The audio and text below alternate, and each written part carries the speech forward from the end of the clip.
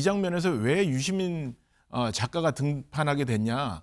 그 판이 확 본질은 커졌어요. 예, 그것은 지금 민주당이 1세대 민주당이 있었습니다. 그러니까 김대중 대통령을 중심으로 하는 1세대가 있었고 버전 2, 2세대가 노무현 대통령과 문재인 대통령까지 이어지는 그 유시민 작가와 김어준 씨 뭐 이런 류의 분들이 이끌어오던 2세대가 있었고요. 네. 지금 이재명 대통령을 중심으로 해서 제3세대가 이제 버전 3에 민주당이 출범하려고 하는 시기이기 때문에 2세대와 3세대가 지금 갈등을 하고 있는 거고 그 갈등이 격화되고 있는 거고요. 이재명 대통령께서 정말 잘하고 계십니다. 그리고 국정 지지도에 있어서도 60%를 상회하는 그런 결과들이 많이 나오고 있습니다. 이재명 대통령께서 잘하고 계시고 또 그걸 뒷받침하고 있는 김민석 총리께서도 그만큼의 역량과 네. 또 정책 능력을 보여주고 계시는 겁니다. 이런 상황에서 김민석 총리를 공격하거나 흔드는 그런 모습은 굉장히 보기가 좋지 않습니다. 유시민 작가님이 왜 그런 발언들을 하셨는지 저는 참 답답합니다. 이해찬 전 총리 평생의 동지 유시민 작가 모셨습니다. 안녕하십니까? 먼저 나오겠다 연락하신 건 처음이에요. 네, 그런 것 같아요. 조국 당이 민주당과 따로 존재하면서 연합 정치를 하는 것이 우리나라에 좋은가? 한국 정치에 좋은가? 아니면 두 당을 합쳐서 한꺼번에 가는 것이 좋은가? 합쳐서 한꺼번에 가는 것이 이해찬의 기획에 가까워요.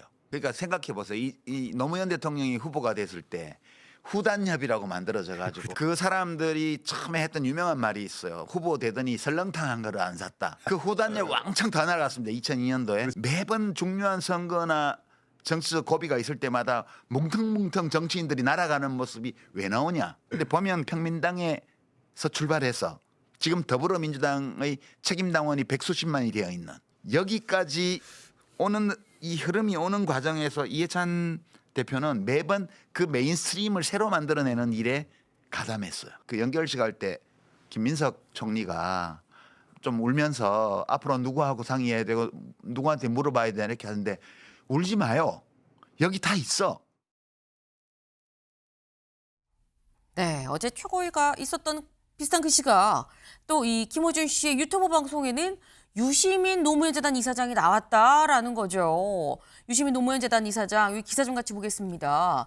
김어준 방송관 유시민 후단협까지 언급하며 김민석을 맹비난했다. 후단협이 뭐야? 라는 생각하실 수 있어요. 후보 단일화 협의회. 후보 단일화 이 협의회가 뭐냐면 같이 보시죠. 이겁니다. 2002년 대선 기억하시나요? 그때 노무현, 정몽준 두 사람 단일화 하냐 마냐 얘기가 있었죠. 그때 새천년 민주당 안에서 노무현, 정몽준 두 후보 단일화해라. 왜냐하면 당시에 노무현 후보의 지지율이 좀 떨어지고 있던 상황이다 보니까 둘이 단일화해라 라고 얘기를 하면서 막 집단 탈당을 했었습니다. 그때 김민석 총리가 탈당해서 정몽준 캠프로 합류를 했었죠. 사실 김민석 총리한테는 이정원 의원님 사실 이게 굉장히 아픈 대목일 수 있거든요. 근데 유시민 이사장이 이 얘기를 지금 꺼냈다는 거 이거는 저격 아니야 뭐 이런 얘기도 나오더라고요. 네, 당시 김민석 총리께서 네. 새천년 민주당 탈당 후에 정몽준 캠프에 합류했고 또 그걸 번복하는 그런 부분들에 대해서는 김민석 총리의 해석 그리고 김민석 총리의 생각은 조금 다르긴 합니다. 그런데 저는 지금 그 문제를 과연 꺼낼 상황인가라는 말씀을 드립니다. 유시민 작가님께서 정말 민주 진보 진영의 승리를 위해서 뭔가 충고를 하실 생각이시라고 한다면 친명이라든지 뭐 친청 이런 분열적인 프레임 그리고 김민석 총리를 공격하거나 또 어떤 한편을 드는 그런 프레임을 가지고 나오지 마시고 네. 어떻게 하면 건설적으로 토론을 해서 당원들의 뜻을 받아들이고 또 제대로 된 통합의 시너지, 합당의 시너지를 만들 수 있을 것인가에 대해서 말씀을 하신 것이 참 필요하다라는 생각이 듭니다. 저는 개인적으로 합당 문제는 절대 덧셈이 되어야지 뺄셈이 되어서는 안 된다고 생각하는데 네. 단순한 덧셈을 넘어서야 한다고 저는 또 생각을 합니다. 합당은 곱셈의 정치일 수도 있는 것입니다. 곱셈이라고 하는 것은 합당을 위한 당원들의 뜻, 그런 통합된 하나된 마음이 없으면 그게 제로이면 아무리 명분이 좋고 실리가 좋다고 하더라도 곱하기 하면 0이 아니겠습니까? 뜻이 모아지지 않으면 0이 되면 합당을 해도 0이 됩니다. 정말 합당을 위해서 우리가 논의의 과정들을 제대로 거치고 그걸 통해서 시너지 효과를 얻을 수 있는 그런 합당을 만들어내야지 지금처럼 갈등하고 분열하고 서로 공격하는 네. 그런 체제에서 밀어붙이는 것은 잘못됐다. 그건 반드시 멈춰줘야 된다라는 말씀을 분명히 드립니다. 네. 지금 중요한 말씀하셨죠. 지금 합당 자체가 덧셈도 아니다. 그 시너지가 있어야지 사실상 합당을 하는 것이지 1 더하기 1이 이 정도라고 했을 때 굳이 합당까지 갈 필요가 있느냐라는 취지의 말씀으로 사실 들리기도 했습니다. 그리고 그러기 위해서 시너지가 있으려면 마음과 마음이 모아져야 된다라는 그러니까 사전 정지 작업이 좀 있어야 된다라는 취지의 말씀으로 지금 이해를 했는데 근데 유시민 이사장의 이 등판이라고 얘기를 해야 될까요? 유이동 의원님. 네. 이게 지금 사실 뭐 명청이냐 뭐 지금 뭐 이 정청래 대표의 뭐 연임 뭐 계획이냐 뭐 이런 얘기가 막 나오는 과정에서 유시민 이사장이 등판을 했다는 거 이건 어떻게 봐야 되는 겁니까? 이게 사실은 정청래 대표가 공격을 많이 받고 있잖아요. 지금 그 합당 문제 때문에. 네. 그 과정에서 정청래 대표가 약간 물러나는 듯한 그 모습은 좀 보여줍니다. 아직 결정된 게 없다. 그리고 난 당원들의 뜻을 따를 거다라고 표현을 하지만 그 이면에는 뭐가 있냐면 1인 1표제를 관찰한 후에 그것을 바탕으로 이 합당을 꼭 이끌어내겠다라는 의지의 표현이거든요. 그런데 여기 이 장면에서 왜 유시민 작가가 등판하게 됐냐? 그 판이 확 본질은 커졌어요. 예, 그것은 지금 민주당이 1세대 민주당이 있었습니다. 그러니까 김대중 대통령을 중심으로 하는 1세대가 있었고 버전 2, 2세대가 노무현 대통령과 문재인 대통령까지 이어지는 그 유시민 작가와 김어준 씨 뭐 이런 류의 분들이 이끌어오던 2세대가 있었고요. 네. 지금 이재명 대통령을 중심으로 해서 제3세대가 이제 버전 3에 민주당이 출범하려고 하는 시기이기 때문에 2세대와 3세대가 지금 갈등을 하고 있는 거고 그 갈등이 격화되고 있는 거고요. 사실은 1인 1표제도 그렇고 합당 문제도 그렇고 원론적으로 취지에는 동감합니다만 절차에 문제가 있다라는 이야기를 계속 이재명 대통령을 중심으로 한 주류 비당권파가 지금 네. 주장을 하고 있거든요. 그런데 사실은 그게 실천적으로 자기네들이 그것을 어떻게 제어할 방법이 없는 거죠. 사실 유시민 작가가 김민석 총리의 문제를 언급한 것은 지금 실질적으로 대통령이 당무에 직접 관여하는 모습을 피하기 위해서는 대리인격인 누군가를 내세워야 되는데 그 네. 대리인격으로 김민석 총리를 지목하고 있는 거고요. 사실은 후단 여부를 언급한다는 것은 2002년도인데 제가 그때 그 무렵에 이제 국회 보좌진으로 처음 들어올 시절이었으니까 굉장히 오래된 이야기인데 네. 사실 후단 여부는 그냥 일반 지금에 계시는 분들은 이렇게 흘려들을 수 있을 수 있지만 김민석 총리에겐 굉장히 아픈 이야기입니다. 그렇죠. 이게 철새 정치인의 대표 인물로 김민석 총리를 떠올리게 할 만큼 이게 굉장히 중요한 사건이었거든요. 그렇기 때문에 저는 이 정도까지 갔으면 이게 단순히 부드러운 세대 교체보다는 굉장히 격렬한 내부 파열음을 동반하는 그런 세대 교체가 이루어질 것이다라고 예상하게 됩니다. 네. 이게 지금 민주당 내 세대 교체다라고 말씀하셨어요, 이정은 의원님. 네, 이재명 대통령께서 정말 잘 하고 계십니다. 그리고 국정 지지도에 있어서도 60%를 상회하는 그런 결과들이 많이 나오고 있습니다. 이재명 대통령께서 잘하고 계시고 또 그걸 뒷받침하고 있는 김민석 총리께서도 그만큼의 역량과 또 네.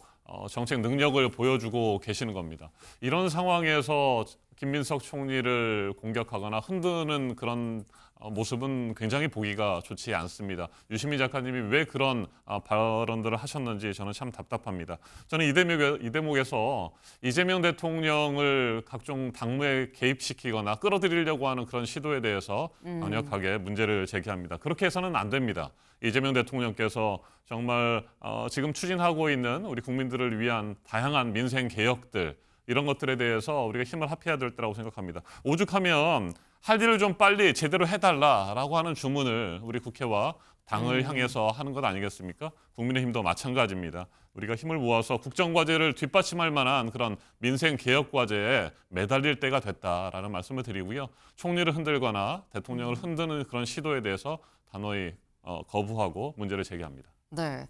유시민 이사장의 어제 이런 발언들은 대통령을 흔드는 것과 다름없다.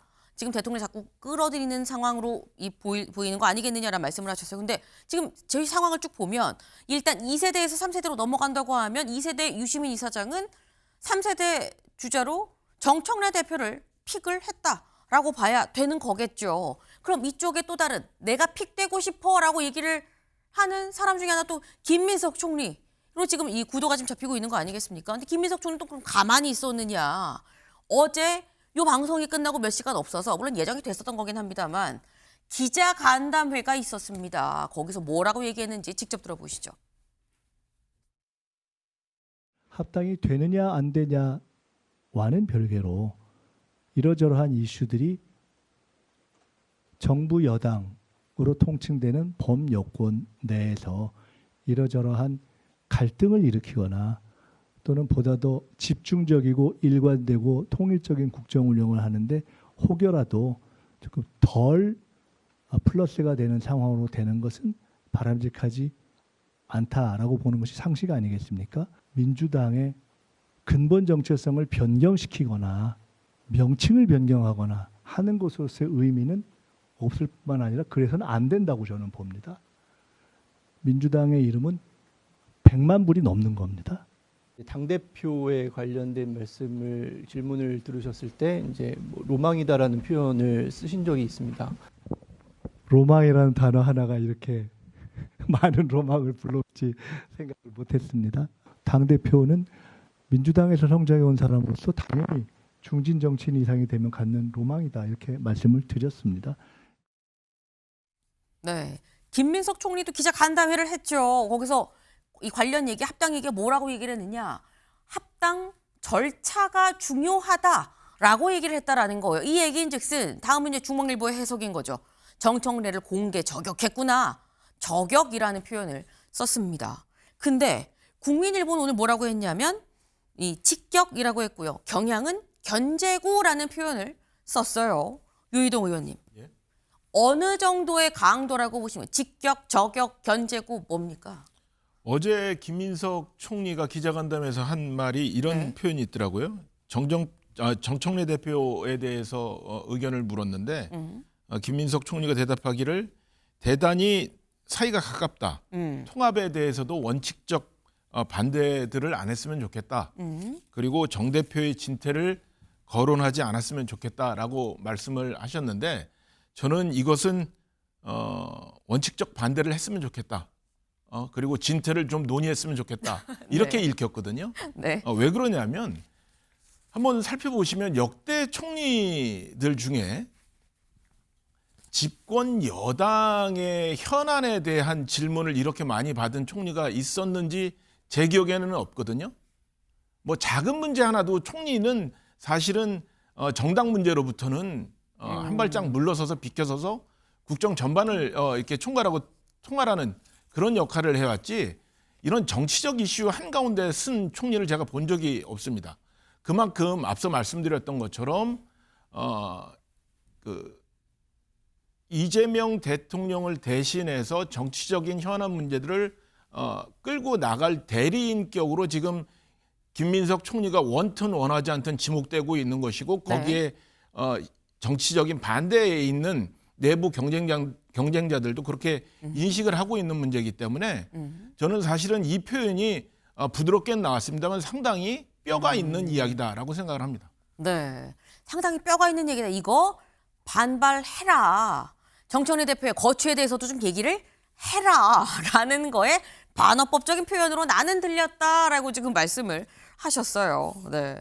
지금 사실 이 언론이 자꾸 이 상황을 좀 주목하는 이유가 김민석, 정청래 두 사람이 향후 당권 주자로 지금 보여지기 때문인 건데 근데 아까 김민석 총리한테 기자들도 물어보죠. 당권에 대해서 물어보니까 다른 언론 인터뷰에서 또 로망이라고 당대표가 되는 게 로망이라고 얘기를 했었어요. 그걸 물어보니까 아하 원래 중진급 되는 정치인들은 다 당대표가 로망이죠라고 얘기를 했습니다. 다만 선거 출마합니까? 했더니 국정에 전념하겠다라고 얘기를 하기도 했어요. 근데 그렇게 얘기했음에도 불구하고 이정원 의원님, 네. 사실 서울시장은 여론조사도 빼달라고 그러는데 이건 그거에 비하면 좀 강도가 낮네. 여기에 좀 뭔가 마음이 있는 거 아니야? 라는 얘기도 사실 나오더라고요. 네. 김민석 총리께서 여러 차례 말씀을 하셨습니다. 이번 서울시장 선거에 출마하지 않겠다. 적극적으로 검토한 적도 없다라는 말씀을 하셨고, 네. 그럼에도 불구하고 계속해서 서울시장 후보군으로 넣어서 도대체 무엇을 얻으려고 하는 것인가라는 생각이 듭니다. 저는 김민석 총리가 이재명 정부의 총리로서 국정 과제를 하나하나 성과를 내는 데 있어서 집중하고 계신 때 계속해서 지방선거와 연결해서 뭔가를 해석하려고 하는 그런 시도들이 저는 잘못됐다고 보여지는 것이고요. 김민석 총리가 뭐 때가 돼서 또 민주당의 당원이기도 하고 민주당의 국회의원이기도 하기 때문에 총리를 뭐 영원히 할 수 있는 건 아니지 않습니까? 그쵸. 당으로 복귀하게 된다면 당 대표의 기회가 주어진다면 최선을 다해서 잘 해보겠다라고 하는 뜻을 밝힌 것인데 그걸 지나치게 과장하고 확대 해석하는 것이 아닌가라는 생각이 듭니다. 지금은 정말 합당 문제는 차분하게 우리 민주 진보 진영의 승리 그리고 내란의 완전한 종식을 위해서 우리가 총의를 모아야 할 때인 것이 맞습니다. 그럼 이렇게 한번 좀 짧게 여쭤볼게요. 어차피 국무총리를 했으면 당으로 다시 돌아온다 그러면은 뭐 원내대표나 이런 게 다 하면은 당에서 하면 당대표밖에 없을 거다라는 생각이 들긴 드는데 그게 이번 8월일 거라고 보십니까? 그럴 수도 있죠. 그 가능성을 굳이 배제할 필요는 없다고 보여집니다. 네. 뭐 정치는 생물이기 때문에 또 이번 지방선거에서 저희가 압승을 하고 새로운 민주당의 체제를 구축하는 데 있어서 뭐 뛰어드실 수도 있다고 판단이 됩니다. 저는. 네.